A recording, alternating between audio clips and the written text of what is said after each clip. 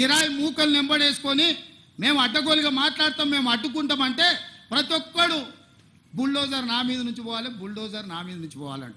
ఎన్ని బుల్డోజర్లు కొనాలన్నా నేను? హరీష్ కోటి కొనాలంట, రాజేందర్ కోటి కొనాలంట, కేటీఆర్ కోటి కొనాలంట. నెత్తి మీద జుట్టు లేని వాళ్ళు కూడా చాలా మంది బుల్డోజర్ నా మీద నుంచి ఫస్ట్ పోవాలంటారు. ఎన్ని బుల్డోజర్లు కొనాలి వీళ్ళ కోసము? ప్రభుత్వం దగ్గర అంత ఏడుంది? అప్పులు చేసిపోయింది కేసీఆర్. వీళ్ళందరి కోసం బుల్డోజర్లు కొనాలంటే లేవు, బుల్డోజర్లు కొనం. మీలాంటి సన్నాసుల కోసం బుల్డోజర్లు అవసరమా? దారుణమే పిచ్చుకుక్క గరిస్తే కూడా సస్తారు మీరు. మీ గురించి నేను ఆలోచన చేయాల్సిన అవసరం ఉందా? కాబట్టి మిత్రులారా, నేను ఇక్కడ ఉండే అధికారుల నుంచి శ్రేణుల వరకు ఒకటే మాట, ఒక మంచి సంకల్పంతో చిత్తశుద్ధితో ఈ కార్యక్రమాన్ని తీసుకున్నాం. రాజకీయంగా నాకు తెలుసు కొంత నష్టం కొంత కష్టం ఉంటుంది.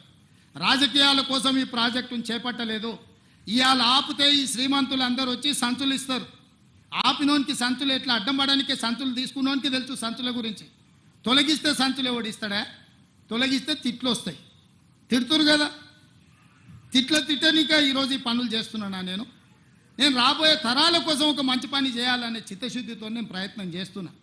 అందుకే ఈరోజు ప్రతిపక్షాలకు నా సూచన, మీరు రాండి, ఈ ఆక్రమించుకున్న చెరువులను ఏ విధంగా ఆక్రమణలు తొలగిద్దామో, మూసీలో ఉన్న ఈ మొత్తం వ్యవహారాన్ని సరిదిద్దుదాము, నగరాన్ని బాగు చేసుకుందాము,